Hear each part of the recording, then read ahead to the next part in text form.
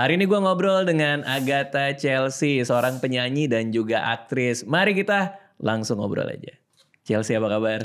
Baik, apa kabar Bang Radit? Baik. Terakhir kita ketemu itu, aku sebelum kamu datang sampai aku Google sendiri. Iya, kita terakhir ketemu 2000 berapa ya Bang ya? Kayak 7 tahun lalu.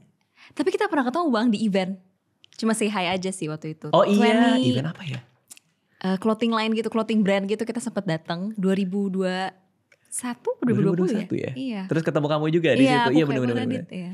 Yang kamu sering ketemu malah istriku. Iya, Kak Anissa. Karena sama-sama suka ini kan, event beauty. Event beauty, itu aku banget itu, event beauty. Event beauty gitu. Jadi aku juga sering kok ke Dior. Iya. Lihat skincare gitu ya. Skincare, betul. Ya karena kerutan-kerutan.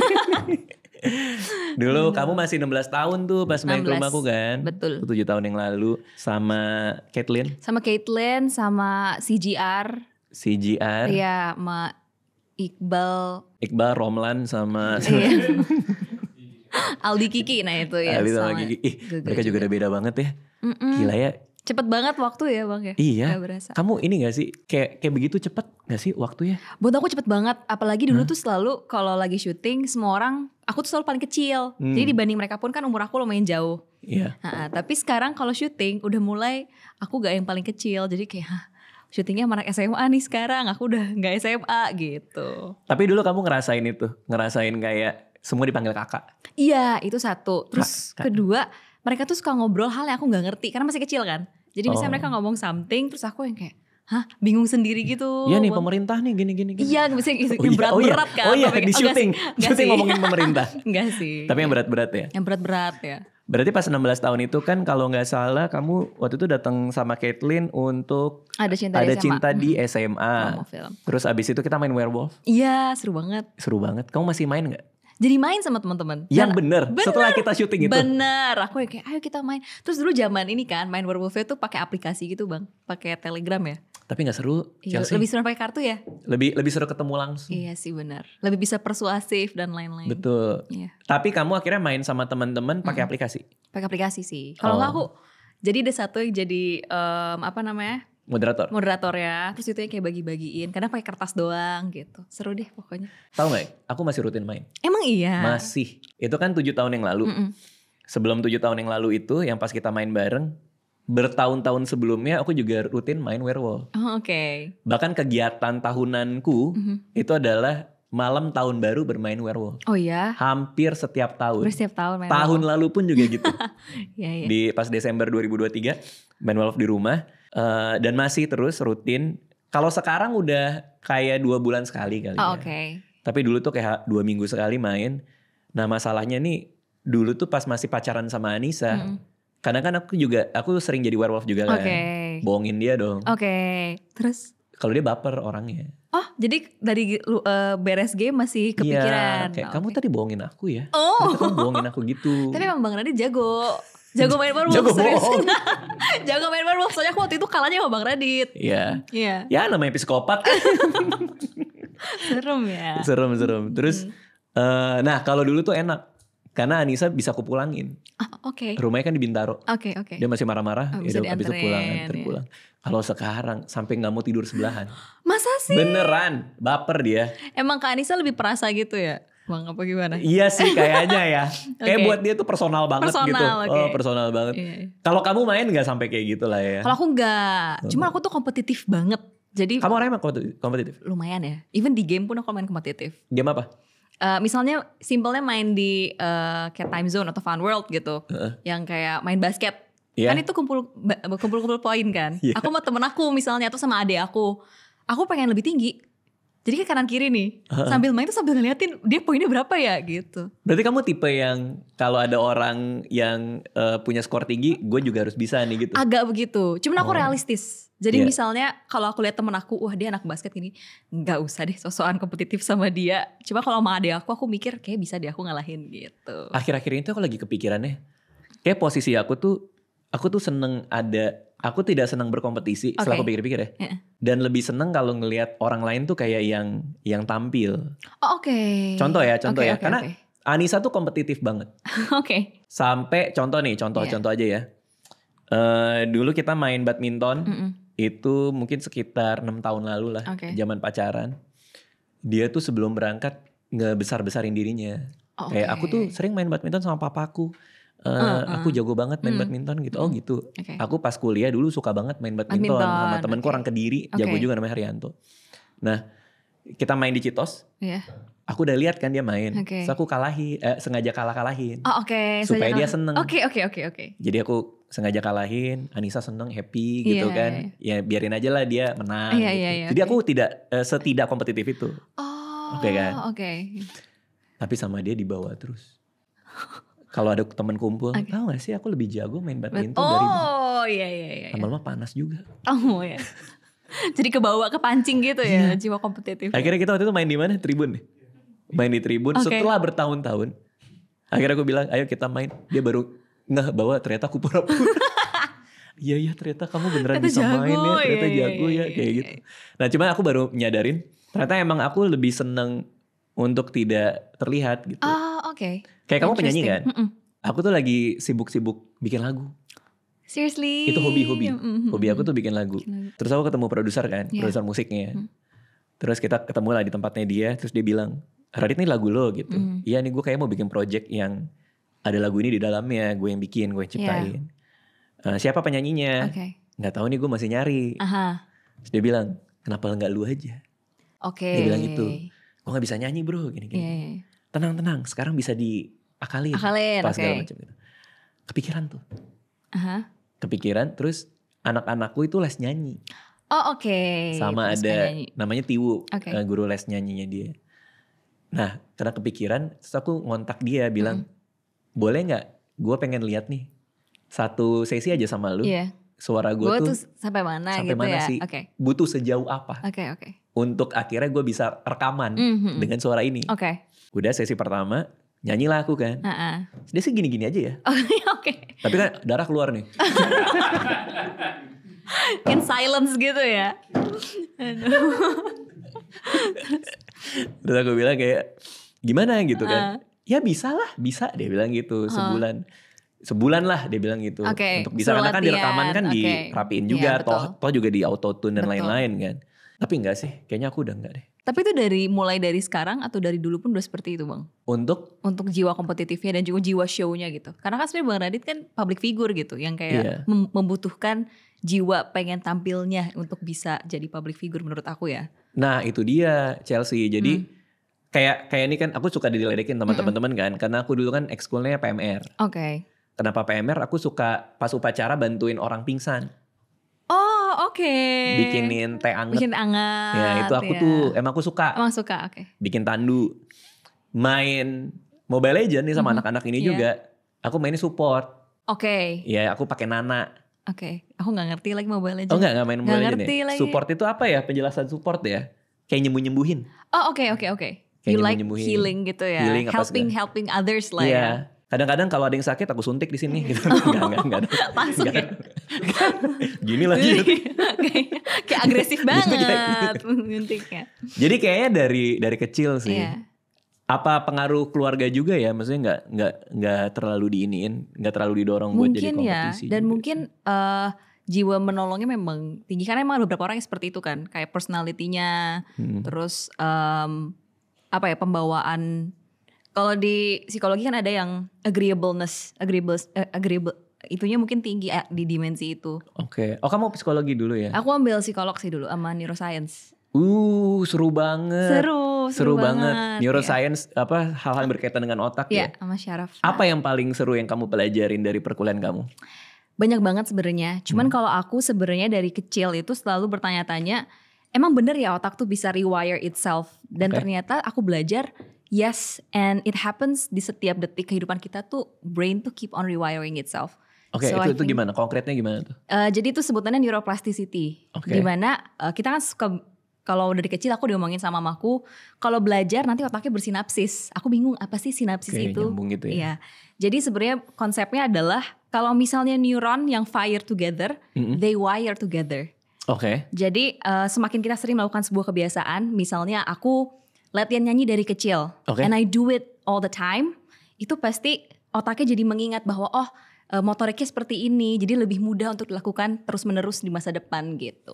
Artinya muscle memory-nya itu mengalahkan pikirannya? Betul, jadi kita unconsciously, the brain itu selalu, yang itu aku bilang kalau misalnya mereka fire together, karena kan sebenarnya neuron itu komunikasinya electrical kan, jadi antara satu neuron ke neuron lain.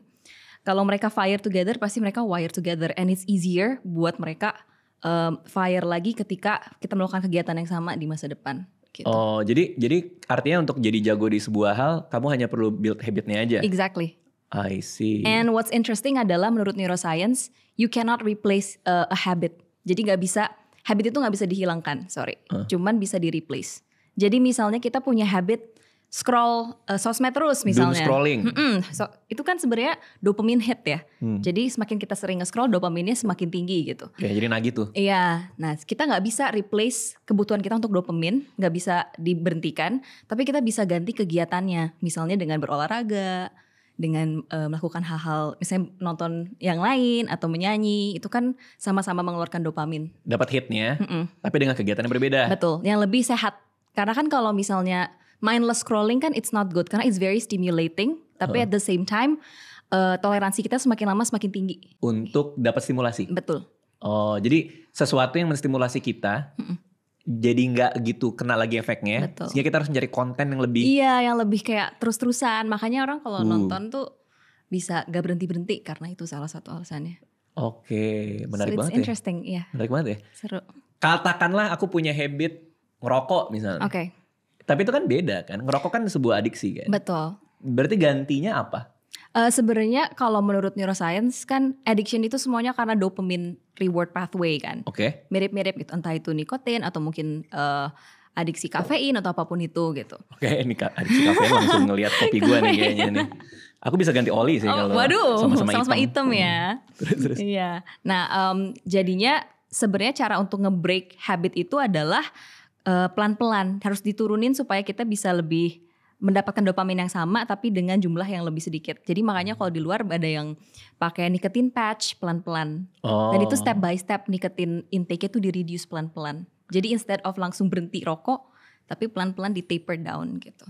Tapi seru juga ya, kamu kan dari 16 tahun udah main film bahkan kan. FTV, mungkin sinetron juga ya. Aku film sih. Film ya kebanyakan ya. Nyanyi pula. Yes. Terus suatu hari kamu kayak gue kuliah psikologi dan neuroscience deh gitu.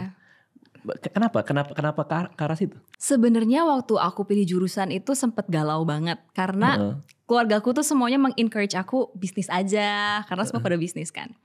Tapi dari kecil emang aku punya interest di psikologi. Karena emang aku seneng mengenal manusia aja sih. Seneng mengenal manusia. Seneng kayak menganalisa kok dia begini ya. Karena one of my tendency adalah kalau misalnya ada problem, I analyze the problem. Kalau ada isu sama orang, I analyze. Dari kapan tuh? Dari aku SD udah begitu. Jadi kamu punya masalah sama temen nih? Terus aku kamu menganalisa? Jadi kayak, kok dia begitu ya sama aku? Terus aku pikir, apa dia sama teman-teman lain gimana ya? Terus aku mikir, mama papanya gimana ya? Dari kecil udah begitu. Sehingga kamu bisa memahami posisi dia untuk berperilaku seperti itu? Iya, karena cara aku untuk solve problem itu, I have to understand things. Aku juga gitu lagi. Iya kan? Tapi kalau aku bodo amat akhirnya. Karena bingung juga ya lama-lama ya. Lebih kayak oke gitu. Oh ya udah deh bagus. Oh iya. Kayak malah jadi nggak resolve gitu. Oke. Tapi jadinya bisa berempati nggak sih Bang? Iya, karena dalam posisi itu. Iya. Makanya kadang-kadang kayak si Anissa bilangnya, kadang-kadang aku suka dikata-katain juga ya di sosial media ya. Kenapa tuh? Ya macem-macem lah, kayak kemarin foto sama Anissa kita makan di hotel mulia kan. Aku cuman pakai hoodie sama sneakers. Terus yang nggak mengerti. Istrinya sudah dandan cakep-cakep harus disia-siakan dengan laki-laki yang cuman pakai hoodie doang gitu kan. Cuman, nah aku kan sering ya yang kayak gitu-gitu ya. Maksudnya, sering dapat komen-komen. Tapi aku biasa aja karena aku memposisikan si orang yang komen ini nggak tahu bahwa Anissa tuh habis kerja, aku tuh emang dari rumah.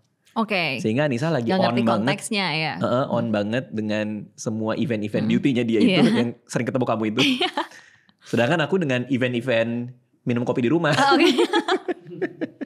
Event-event minimalis. Event-event ngeliat tanaman sama anak. Nah, aku bisa memposisikan itu. Sehingga penerimaan aku terhadap komentar yang gak enak ini menjadi masuk akal di kepalaku. Iya. Untuk dia. Oke. Jadi aku gak perlu bereaksi apapun. Gitu, ngerti gak sih maksudnya? Iya, ngerti. Tapi itu kebiasaanku juga. Walaupun aku tidak secara formal belajar kayak kamu ya gitu ya. Oke, terus karena dari kecil kamu biasa suka menganalisa masalah. Lain-lain, ya lalu jadinya akhirnya aku bilang ke papaku, kayaknya aku mau pursue psychology deh. Awalnya psychology doang. Psychology. Terus papaku nanya, "Hah, psychology kamu belajar?" Makanya kan masih ada stigma ya. Kamu mau jadi apa? Kalau jadi psikolog nanti yang ketemu kamu orang-orang gila loh gitu kan. Waduh. Masih stigmanya begitu orang tua lah ya namanya. Gak ngerti lah mas, masih gak ngerti. Dan akhirnya aku menjelaskan lah psikologi itu belajar apa, dan aku bikin pro cons list. Jadi emang dari kecil aku lumayan rapi lah anaknya. Betul. Jadi aku pro rapi cons. Pro kalau aku jurusan itu yang aku mau, dan consnya apa aku jelasin. Oke, kamu jadi bikin kayak agak pro-cons. Presentasi gitu deh waktu lagi family dinner kamu presentasi gitu. Terus, selamat malam family hari ini saya bersama ini gitu.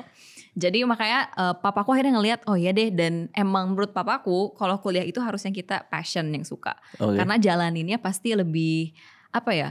Karena harus curious kan dalam learning tuh, nggak bisa yang kayak cuma sekedar jalan aja tuh nggak bisa gitu. Emang harus ada questions that we have in our minds yang pengen di answer, and we can answer that lewat pembelajaran menurut aku. Betul. Jadi papaku ngelihat, oke deh, dicoba deh, terserah, maksudnya kuliah ambil yang kamu suka. Dan ternyata emang enjoy. Dan malah aku di tahun pertama aku masih psychology aja majornya. Terus tahun kedua karena kebetulan aku ngambil subjek-subjek yang memungkinkan aku untuk double major. Tahun kedua akhirnya aku decide buat ambil neuroscience juga. Artinya kamu double major? Jadi neuroscience sama psikologi. Oke, di kampus mana? Di Unimap. Itu susah banget lagi itu kampus. Lalu inilah ya, teori banget sih di sana dan very formal ya sebenarnya. Dia group of 8 kan? Yes. Iya, aku dulu di Adelaide soalnya kan. Oke. Sama-sama Aussie kita. Sama-sama Aussie. Iya, dia research base-nya kuat kan? Yes. Uni Melbourne itu kan. Wah, susah banget tuh, teman-temanku banyak yang bilang tuh, begitu masuk Unimap susah keluarnya katanya. Banyak yang bilang begitu. Katanya kalau Melu tuh gampang masuk tapi susah keluar. Betul, kayak kekunci di gudang. Serem ya sekolah jadi gudang Alfa, gudang Alfa Midi. Aduh. Itu siapa ya kemarin? Tapi aku penasaran deh dengan sisi analytical kamu yang kayak tadi ya.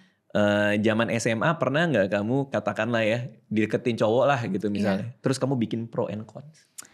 Aduh, ya pernah lagi. Pernah, serius? Pernah. Jadi kamu deketin cowok nih, terus di rumah kayak prosnya apa? Iya. Oh iya? Iya. Aku dulu aku tuh sampai bingung. Cinta itu menurut aku bisa dianalisa. Menurut aku dulu ya. Oke. Bisa dianalisa. Yes. Emang iya. Tapi at the same time kan sebenarnya cinta tuh very kompleks kan sebenarnya. Oke. Terus aku selalu mikir, apa cinta tuh is just a series of hormones and ya udah very scientific aja my approach on love tuh. And menurut aku, karena aku emang dari kecil pengennya if I wanna solve problem, I have to understand it. Jadi tiap kali deket sama orang, mungkin nggak secara langsung bikin pro cons, tapi in my mind agak begitu. Jadi kayak pro-nya dia begini, consnya begini gitu. Itu ada satu buku tentang cinta, Helen Miller ya. Apa ya judulnya? Ada soal on love, kalau gak salah judulnya itu on love. Dia ngebedah itu semua sih. Dari sisi hormon, dari sisi biologis sama kultur. Sama culture ya. Bahwa cinta itu apa gitu. Yes. Dan ketika dibedah kayak gitu tuh, ya kita jadi bisa understanding cinta dari sisi yang berbagai lebih saintifik kan gitu kan. Benar. Cuman kasihan cowoknya ya. Kok dipikir-pikir tapi gak selalu kok. Sekarang udah enggak. Ya? Karena menurut aku cinta tuh kompleks banget gitu. Gak bisa sesimpel bahwa. Gak bisa sih. Ini gue tuh lagi penasaran. Apa gue cinta beneran? Iya. Ya gak bisa sesimpel itu. Gak bisa sesimpel itu. Dan menurut aku, tapi it helps a lot sih. Misalnya kayak when it comes to misalnya moving on nih dari seseorang.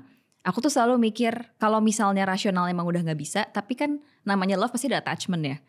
Nah aku tetap mikir I have to be rational and thinking, karena mendingan lakuin sesuatu yang right daripada what's easy. Karena sebenarnya going back to your ex is because of attachment. And attachment ada hormonnya gitu. Artinya kadang kita mau balikan. Karena kita masih mengingat yang baik-baiknya. Betul, masih attachment, ada bias, cognitive bias. Terus ada hormon yang dirilis emang. Karena kan kalau misalnya baru putus tuh serotoninnya turun banget. Dopaminnya turun, oksitosinnya turun. Jadi kita ada perasaan mau balik lagi. Makanya orang yang drug addiction atau apapun yang sifatnya adiksi tuh pengen relapse sebenarnya karena itu. Karena dia merasa bahwa kerendahan moodnya dia ini cara baliknya adalah dengan yang biasanya. Padahal kalau mereka nggak sadar itu jadi lingkaran tuh. Betul. Karena nanti si pasangannya akan melakukan hal yang kita tidak sukai jadi sebab dia putus dulu kan. Gitu. Wah ribet juga ya. Ribet, cuman sebenarnya prakteknya nggak segampang itu, pasti kan. Cuman dengan aku mengerti jadinya lebih bisa berpikir lurus aja sih, berpikir jernih kali ya. Oke. Makanya orang tua aku selalu bilang, ayo dipakai pelajaran psikologinya, dipakai neuroscience-nya gitu. Dalam hal cinta, hal pekerjaan juga gitu. Terus kamu ikut neuroscience kan? Apa bedanya sama psikologi? Kalau neuroscience itu lebih ke secara fisik, secara otak ya, fisik otak. Kita liatinnya brain scans gitu-gitu. Terus kayak gimana tuh brain scans? Di kampus ada itu? Jadi ada sih, cuman karena Unimelb kan sebenarnya nggak terlalu praktek ya, lebih research based. Jadi kita liatin papers aja. Ya udah kita liatin scan otak. Kalau misalnya orang lagi adiksi itu seperti apa, orang lagi sakit ini seperti apa, gitu-gitu sih. Apa yang fire up di kepala gitu maksudnya? Gitu. Terus kayak misalnya orang lupa ingatan tuh karena bagian apa yang rusak gitu. Nih. Iya. Ini lupa ingatan ini nih. Iya, buka kulkas terus kenapa gue buka? Tuh aku sering tuh. Sering gitu. Ya? Kayak gitu, iya. Terus masuk ruangan, kenapa gue masuk ruangan ini? Iya itu. Short term memory loss gitu ya tiba-tiba. Iya sih, lebih ke umur ya. Kalau itu sih kayaknya ya. Oke, menarik banget. Terus kalau di sana ada papernya juga, kayak skripsinya gitu nggak? Paper skripsi nggak ada. Jadi kita exam based, cuman kita sering bikin report. Jadi belum sampai tahap research sih, karena kan aku baru S1 ya di sana. Jadi masih yang bacain research paper, bikin report gitu-gitu. Kamu kuliah di Melbourne berapa? 3 tahun, 4 tahun? Sama college jadi 4 tahun. 4 tahun, terus kamu balik lagi ke sini. Yes. Main film lagi, nyanyi lagi. Kepakainya di mana nih ilmu neuroscience ini? Wah, lucunya sebenarnya ini yang selalu temen aku bercandain. Karena dulu waktu aku kuliah semua yang kayak, ngapain lo ambil ini? Wah berat banget gitu kan stigmanya. Cuman kalau dari aku pribadi, yang paling membantu adalah kalau di kerjaan acting ya especially, dalam building up karakter sih. Karena kan karakter tuh pasti ada backgroundnya dan lain-lain. Jadi membantu lebih mengerti si karakternya gitu. Jadi katakanlah kamu dapet skrip nih, terus karakternya cewek lah gitu, cewek mahasiswa gitu.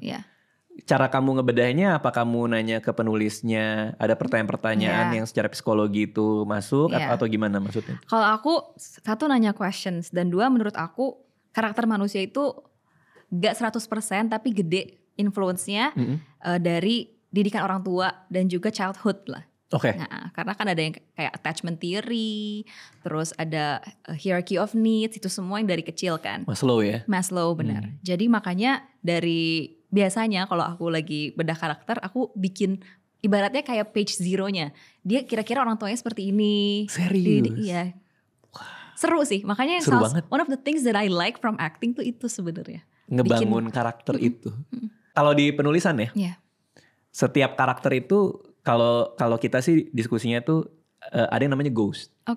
Ghost itu adalah hal yang terjadi di masa lalu karakter yang menghantui dia tanpa dia sadar. Sehingga dia punya keinginan ini untuk ceritanya. Interesting. Nah itu yang paling menarik tuh bikin ghostnya itu. Iya seru banget. Nah, kadang-kadang kita gak sadar gitu. Bahwa kita ngelakuin ini karena trauma apa yang kita punya dari masa lalu. Katakanlah ada seorang karakter yang kerjaannya setiap kali deket sama cewek, dia selalu ghosting, selalu hilang. Tapi ternyata ada masa lalu dia di mana ketika dia all in sama perempuan itu yang nyakitin dia. Sehingga itu jadi membuat karakternya jadi lebih ada jauh. dimensi gitu ya. Iya, jadi ada dimensi karakternya gitu. Nah, aku tuh dulu pengen banget belajar psikologi. Karena ngebantu buat menulis. Betul. Cuman ya ketika daftar di UI katanya politik lebih gampang lulus. Dan ternyata saya terjebak. Masa sih? Terjebak saya. Makalah-makalah doang Radit katanya gitu. Gak taunya enggak. Enggak, aku politik itu kan kompleks banget kan. Apa tuh? Politik sama jurusan itu kan sesuatu yang kayak menganalisa negara. Saya sama-sama menganalisa sih. Ya, cuman beda aja. Tapi aku ada satu mata kuliah politik Thailand. Buat apa aku belajar politik Thailand? Aku gak kepake juga. Kamu kan bedah karakter kan? Ini. Aku dapat skrip misalnya. Tunggu ini kalau di Thailand dia... settingnya di Thailand. Dia kudeta gak nih kalau di Thailand nih? Jadi kayak gitu ya. Oke, terus pas semasa kuliah di Melbourne, kamu katanya pernah kena fine $3,000. Apa tuh? Sebenarnya bukan kena fine. Apa tuh? Tapi nearly kena fine. Karena fire alarm aku bunyi. Karena? Jadi fun fact, Aku lagi masak sandwich waktu itu. Sandwich dimasak? Jadi di toast gitu loh bang. Okay. Toasting, cuma toastnya aku karena gak punya toaster, jadi aku toast manual gitu pakai pan. Okay. Nah salahnya aku adalah aku nge-toast sambil aku siap-siap. Karena mau kuliah kan. Siap-siap ini. Terus ternyata gosong. Terus asapnya aku lupa nyalain exhaust juga. Jadi terus bunyi. Terus udah bunyi aku panik banget. Langsung buka jendela, terus langsung kipas-kipasin. Karena di sana tuh kalau kayak Bang Radit juga sama ya waktu di Adelaide begitu. Kenapa tuh? Kebakar fire truck datang, false alarm terus bayarnya $3,000. Aku sih belum pernah sih. Oh belum pernah ya? Tapi waktu aku bakar kasur ya waktu itu. Serem ya? Waktu aku lagi iseng bakar kasur. Ya datang sih. Iya. Kalau sampai fire trucknya datang kita harus bayar $3,000. Kalau false alarm ya. Jadi misalnya kayak sebenarnya gak kebakaran kok, cuman bunyi aja gitu. Tetap $3,000. Makanya aku kayak takut banget. Tapi kalau dipikir-pikir ya, segede apa asapnya sampai ada fire truck datang? Nah the thing is fire alarmnya itu sensitif banget. Jadi kalau teman-teman aku, ini trik untuk teman-teman yang tinggal di apartemen di Aussie ya. Ditutupin pakai plastik. Karena temen aku sering banget ada kasus false alarm kalau nggak ditutupin. Tapi segede apa yang dia masak sampai harus nutup fire alarm gitu? Tapi emang sensitif banget bang. Pokoknya temen aku pernah ada yang dia lagi nge-vape. Asap vape-nya aja tuh bisa nge-trigger fire alarm ya. Lucu juga sih. Fun fact, iya. Lucu juga, lagi nge-vape disiram air kan. Iya.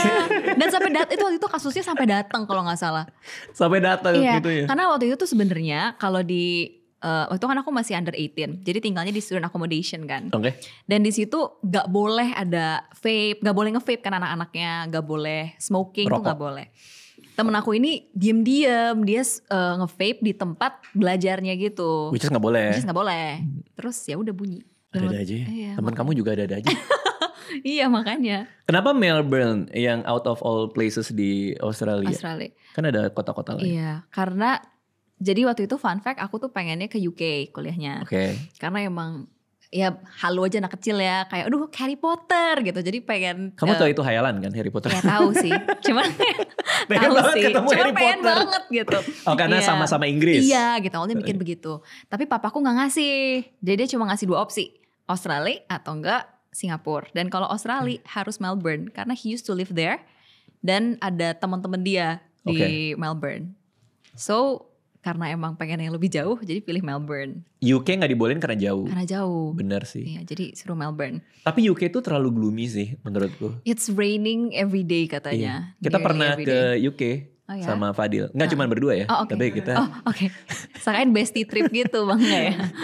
Gloomy banget ya Dil ya? Gloomy banget ya. Setiap hari mendung. Oh really? Setiap hari itu mendung. Pas di bulan apa bang datangnya? Maret. Oh iya, Februari Maret. Ya, tapi katanya hampir tiap ini sih. Iya, tiap season katanya sering hujan di sana. Aku tuh dulu juga ditawarin ke Melbourne kan. Oh oke. Cuman aku kan bukan anak gaul ya. Oh oke. Melbourne itu tuh gaul buat aku sih. Really? Asli. Ya lebih gaul Sydney gak sih? Melbourne tuh lebih chill mana menurut aku. Melbourne tuh gaulnya gaul-gaul anak skena menurut. Bener. Kalau menurut aku, kalau Sydney itu kayak Jakarta, Melbourne itu kayak Bandung. Bener. Dan lebih artsy. Bener gak sih? Banyak coffee shop. Iya. Nongkrongnya tuh yang kayak coffee shopnya gak ada tempat duduk, jadi kita harus di luar gitu. Bener. Kadang di atas bis kan. Sambil gerak itu di atas tram ya. Di atas tram. Jadi aku milih waktu itu Adelaide. Oke. Karena kata si agen edukasinya, di sana tuh gak ada orang. Iya, jadi mas ngapain di Adelaide? Pilihannya kan ada Melbourne, ada Sydney gitu kan. Biasa orang Perth juga kalau enggak ya. Perth juga sepi kan padahal. Sepi. Di Adelaide tuh gak ada orang mas, dia bilang gitu. Ya justru karena gak ada orang. Oh really? Iya. Kan burung dara sama manusia lebih banyak burung dara katanya. Iya memang. Zaman aku dulu. Adelaide pasti. Dan pas aku datang ke sana, asli sepi banget. Itu aku merasakan peaceful ya. Sebuah kedamaian situ.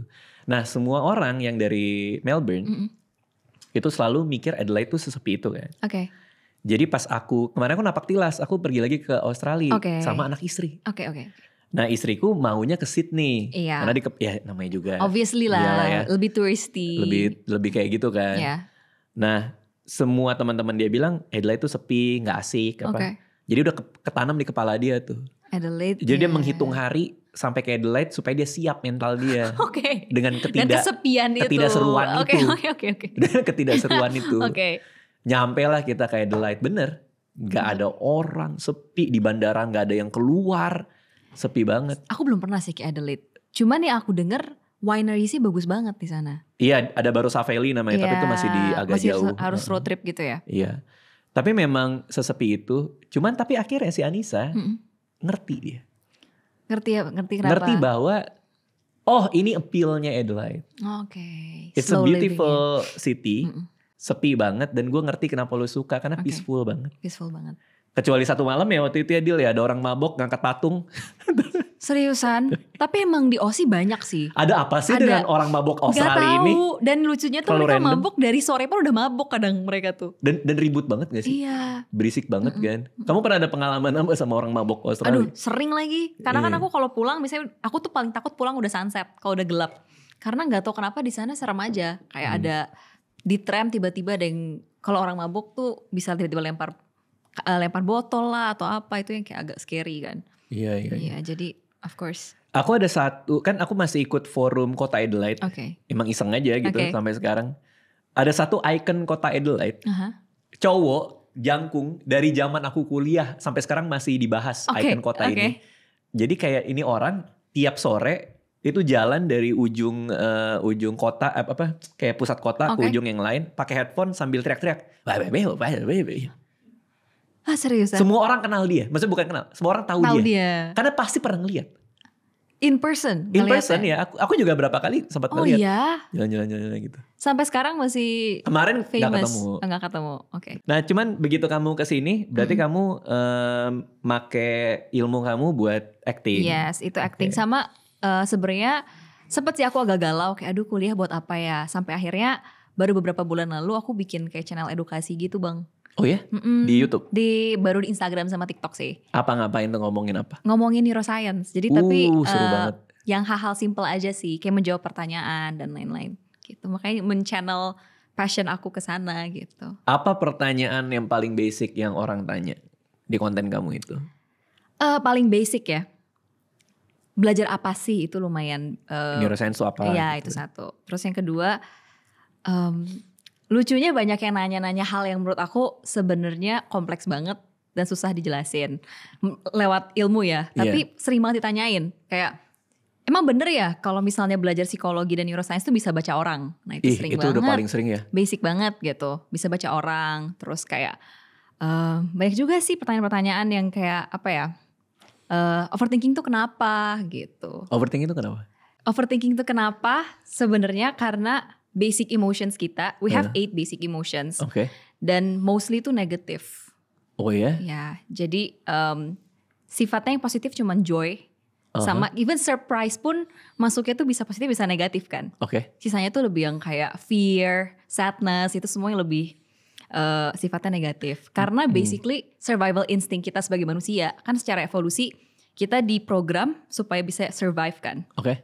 In the wild gitu. Jadi makanya kita ibaratnya lebih sensitif buat lihat hal yang negatif.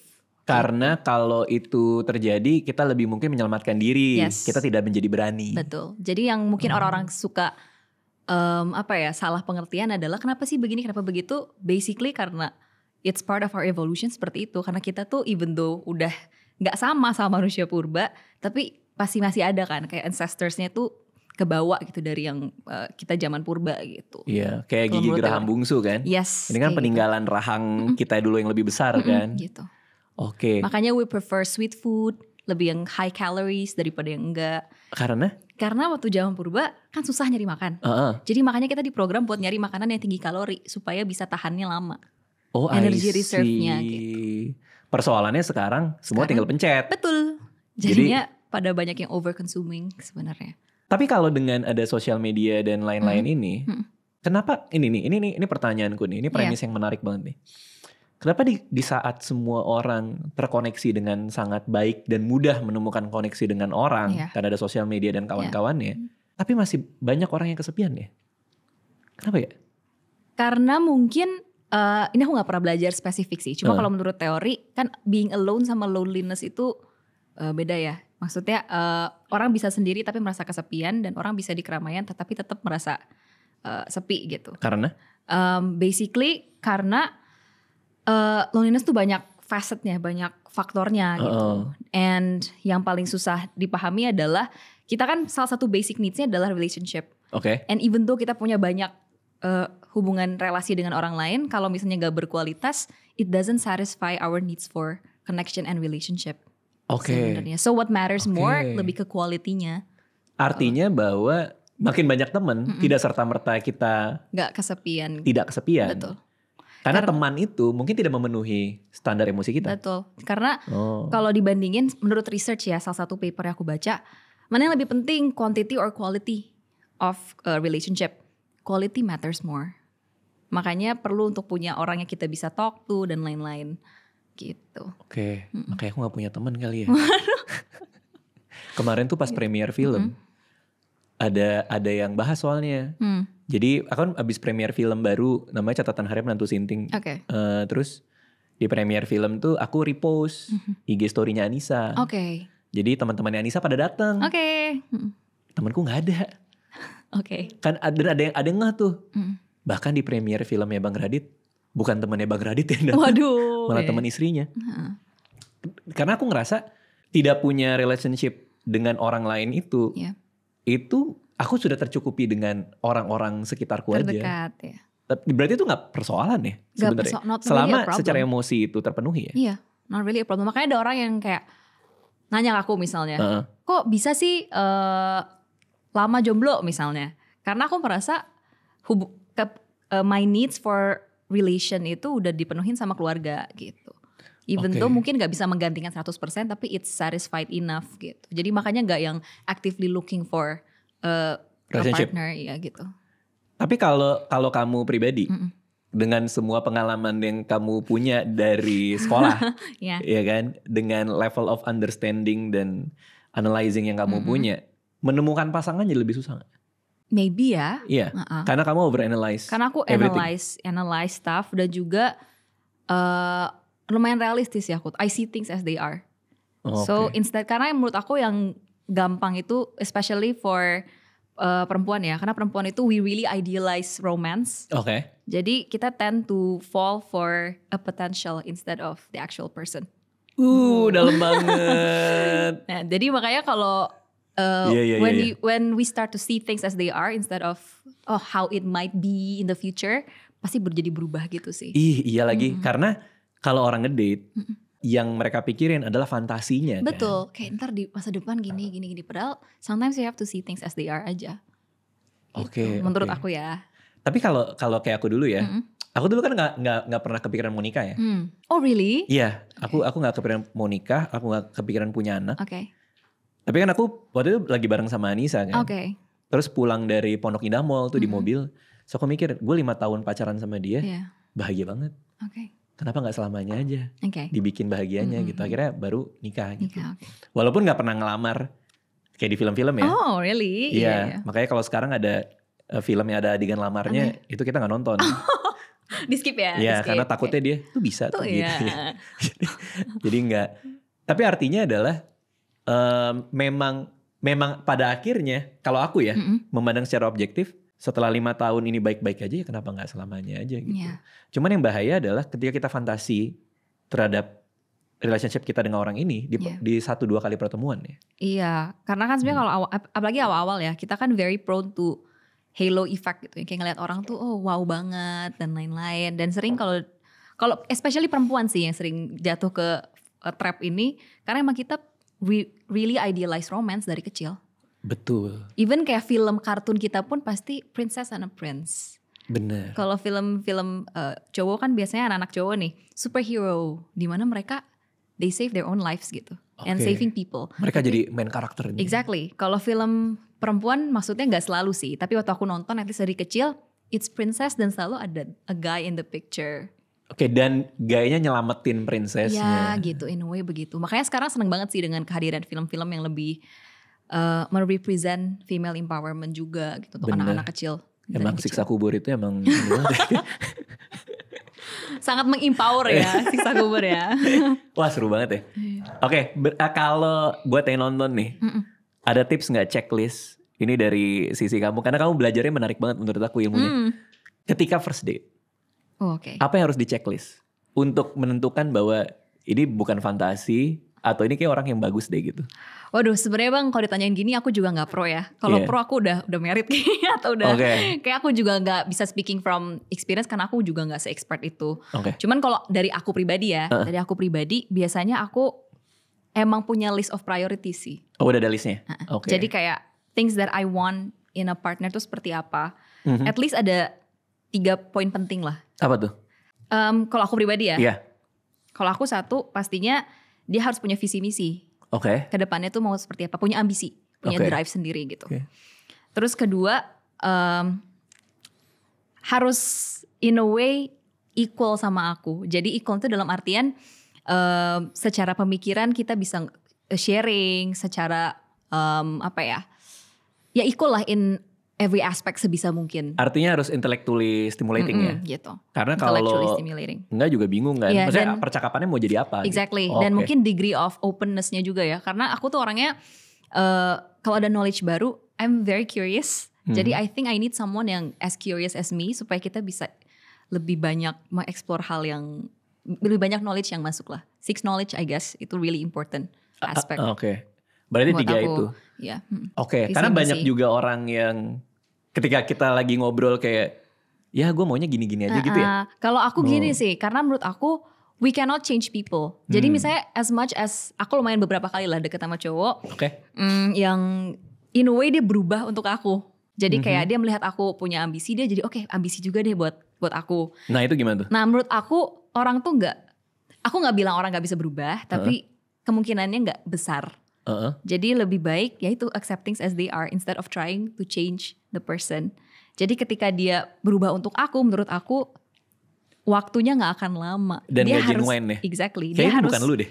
Dia harus mau berubahnya tuh untuk dia gitu. Jadi aku selalu kayak nekenin emang harus punya drive sendiri supaya dia emang trajectory hidupnya tuh emang mau ke arah sana gitu. Jadi punya kesamaan trajectory lah instead of aku berusaha untuk narik dia atau dia menarik aku. Iya paham sih. Cuman kalau kayak zaman sekarang, kayak nemuin orang itu juga susah kan? Exactly. Kayak mau di mana gitu? Ya makanya aku masih single Bang. Ya maksudnya masa kayak kalau zamanku dulu, satu sekolah aja tuh bisa jadi jodoh. Iya. Dan lucunya zaman dulu, zamannya oma opaku katanya bisa tetanggaan tuh jadi menikah akhirnya. Ya itu zamanku juga sih emang. Masih oma opa. Masa sih? Masih satu angkatan sama oma. Nggak, tapi aku juga punya teman yang tetanggaan. Akhirnya jadi ini. Iya. Gitu. Kalau sekarang karena banyak begitu opsi. Iya, I think paradox of choice juga sih. Kita betul. Terlalu banyak pilihan. Jadi makanya kita bingung kayak ini begini gitu kayaknya.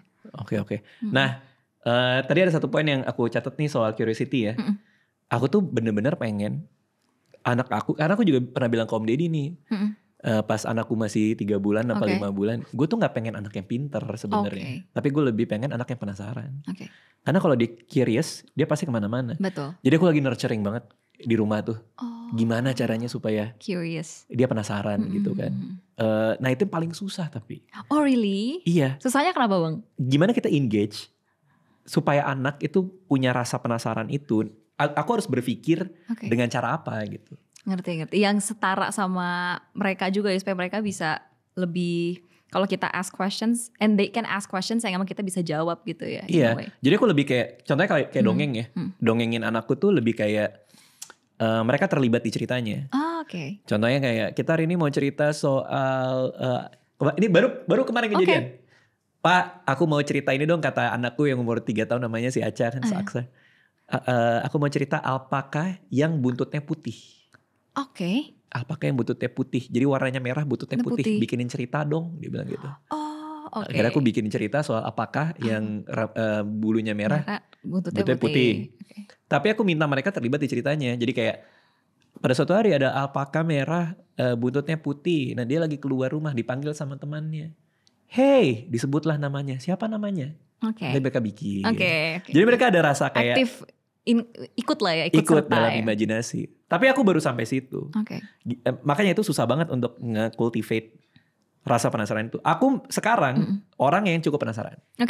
Tapi kamu nge-develop rasa curiosity kamu dari mana? Pas kecil diapain tuh? Pas kecil sama orang tua ya? Kalau orang tua aku tuh ke aku bener-bener disuruh cobain itu. Bukan disuruh sih, diperbolehkan mencoba ini itu. Jadi misalnya dulu aku oh iya aku sukanya princess misalnya, ya udah di support aja gitu. You try to be a princess, gimana acting gimana kalau jadi princess, nyanyi jadi princess gimana. Tapi dicobainnya berbagai hal, mulai dari nyanyi, acting, terus bikin cerita, menggambar semua. Tapi hal yang aku interest which is princess at that time. Gimana sih princess tuh maksudnya? Princess tuh kamu dandan gitu? Iya, jadi aku dandan juga. Terus aku ya udah dancing around juga. Imagining as if aku tuh princess. I see. Waktu kecil begitu ya, orang tua aku begitu. Apa ada 7 kurcaci juga yang gitu? Jadi aku menghayal. Dan dulu lucunya aku pengen orang-orang ikut. Iya, jadi kan dulu aku sama suster. Jadi suster aku ikutan ke dalam cerita, ke drama itu. Oke, masuk ke role play-nya. Begitu. Ih, mirip Alea nih bener nih. Begitu, ikutan. Terus aku gak pernah diinggain gitu. Jadi misalnya, iya aku pengen jadi, dulu aku suka banget Powerpuff Girls. Aku mau Powerpuff Girls. Buttercup, aku suka Buttercup. Aku suka Blossom dulu. Oh iya, aku suka. Anjir gue. Tontonan princess dong berarti. Iya, dulu aku suka Buttercup, itu. Iya. Dan aku kan itu bertiga. Betul. Jadinya harus ada yang jadi Bubbles sama ada yang jadi Buttercup. Betul. Mamaku tuh ikut jadi Bubbles. Mama kamu jadi Bubbles? Iya. Monster papa dong Monster. Nah ada kan yang monkey-nya kan. Iya. Itu kadang bisa. Iya kadang ada yang bisa ikut juga. Jadi monkey? Iya. Jadi ada misinya gitu-gitu. Terus aku misalnya pengen treasure hunt, sama aku dibolehin, ayo dibantuin. Artinya diikutin ya? Diikutin. Bukan tapi dipatahin nih imajinasinya. Gak dipatahin. Dan apa ya, dulu tuh aku waktu kecil mungkin ini habit agak annoying sih. Kalau buat anak yang gak suka anak-anak ya. Tiap kali ada tulisan, aku baca. Karena aku baru bisa baca. Dan aku baca dengan berbagai nada, dengan berbagai suara. Oh iya? Iya. Tema papaku ya udah. Oh iya, gimana kalau suara ini gimana? Ntar aku bikin. Gitu. Dilarang merokok gitu ya. Iya, gitu-gitu. Iya. Jangan berdiri depan pintu. Ya, dan mamaku tuh dulu aku seneng banget nulis kan. Nulis karena baru bisa nulis. Dibeliin buku baru tiap hari. Jadi aku buku tulis baru. Abis nih, ya beliin lagi, nggak apa-apa gitu. Kamu nulis apa sampai buku bisa habis tiap hari? Tulis nama doang, nulis apa, seneng-seneng aja. Satu buku nama doang? Nama, kalau nggak kayak gambar apa gitu-gitu. Dari kecil jadi disupport aja kalau sama orang tua aku. Itu menarik sih, berarti cultivating kreativitasnya ya? Dan gak pernah dipatahin sih aku dari kecil. Kalau actingnya dari umur berapa? Dari kecil emang suka, cuman kalau acting yang serius aku tuh gak pernah belajar bang sebenarnya. Gak pernah ada kayak les formal gitu, gak pernah. Tapi dari kecil? Tapi dari kecil emang karena suka halu, yang kayak jadi princess atau apa. Suka berimajinasi, jadi makanya mungkin kebantuin dari sana. Oke, gitu. Karena anakku baru main iklan kemarin. Iya, main iklan. Pertama kali dia main iklan. Terus aku ngeliat banget dia disuruh acting kan. Pertama kita nanya dulu anaknya mau apa enggak. Ternyata anaknya mau. Oke, begitu syuting. Namanya juga anak kecil 4 tahun. Syuting kan lama ya. Dari pagi kan. Dari pagi sampai sore lah. Sore-sore udah males dia. Udah kayak capek kali ya.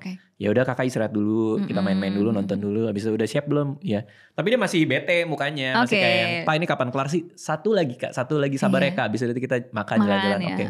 Jadi dia masih kayak gini. Terus action. Terus tiba-tiba dia bisa switch loh. Bisa acting ya? Iya. Kok kayak pemain ya. Karena anak-anak tuh paling jago mimikri sebenarnya. Paling jago mengikuti. Jadi makanya kalau orang tuaku dulu, ini mereka cerita juga sih ke aku. Kata mamaku jangan ajarin anak hal-hal yang salah. Dan jangan jadi contoh yang buruk. Misalnya mamaku lagi emosi, marah. Gak boleh sama sekali ngomong kasar. Bentak berlebihan tuh gak boleh. Jadi dari kecil aku melihat environment aku adalah ya udah kalau marah itu diomongin baik-baik, diajak diskusi gitu. Iya benar-benar. Karena anak tuh emang we learn a lot dari examples. Iya itu benar sih. Tadi diskusi kita menarik banget ya. Terus kamu lagi apa nih? Lagi keluarin single baru terakhir ya? Single baru terakhir di Februari. Terus sekarang lagi syuting film sih. Lagi ada lebar? Syuting film. Udah boleh ceritain belum? Judulnya Diary Pramugari. Diary Pramugari. Dan jelas di situ aku perannya beda banget sama aku aslinya. Oh itu berarti seru dong buat kamu ya? Seru tapi challenging banget. Karena harus merubah semuanya sih. Mulai dari gestur, cara aku ngomong. Karena apparently, jadi ini syutingnya sama Om Fajar Bustomi. Tahu. Om Fajar ngomong ke aku, kamu tuh waktu kecil diajarinnya gimana ya sama orang tua? Dia sampai nanya. Karena katanya aku rapi banget. Jadi rapi itu gimana? Rapi in a way yang kayak pemilihan kata aku rapi katanya. Jadi formal mungkin ya cara ngomongnya. Terus duduk aku pun rapi. Ketika aku dibandingin sama mungkin yang teman-teman sebaya aku tuh kelihatannya rapi banget. Jadi itu yang sangat tidak karakter aku. Agak beda itu. Ya sama Boyen gitu. Iya gitu kan beda gitu. Kalau Boyen tuh yang lebih easy going, fun gitu. Sedangkan aku mungkin santuy. Iya, aku tuh yang serius terus kayak lebih rapi mungkin dalam konteks itu. Jadi artinya perannya gak serapi kamu. Iya, perannya sangat tidak rapi. Jadi itu yang lumayan aku harus merubah dari cara aku ngomong dan lain-lain. Mannerism-nya ya? Iya. Oke. Kalau yang nyanyi akan ada single baru lagi gak? Nyanyi iya ongoing sih. Abis rekaman kemarin tinggal bikin music video. Itu kamu apa nyiptain lagu kah atau kamu yang ini? Aku nyiptain lagu bareng sama Martinus Tintin, ada songwriter. Terus iya sih, ini salah satu lagu yang apa ya? Emang aku lumayan seneng nulis lagu juga. Jadi makanya emang pengen terlibat di setiap penulisan lagu sebisa mungkin. Yang aku nyanyiin. Wah seru banget. Seru. Oke, tapi tadi yang menarik banget soal itu ya. Soal kriteria pasangan tuh kayak semua harus punya ya. Menurut aku harus punya sih. Apalagi kamu yang punya 3 itu kan. Katakanlah 3-3-nya terpenuhi nih. Yeah. Tapi ternyata dia makan spaghetti dari hidung nih. Itu gimana? Nah kalau menurut aku. Kita lagi makan nih. Iya. Terus dia gini, bentar ya Chelsea. Waduh. Tapi 3-3-nya ada. Ada ya? Ya kita pikirkan lagi lah ya. Kalau dari hidung sih ya, kita pikirkan lagi ya. Thank you Chelsea, makasih ya. Thank you so much Mbak Radit.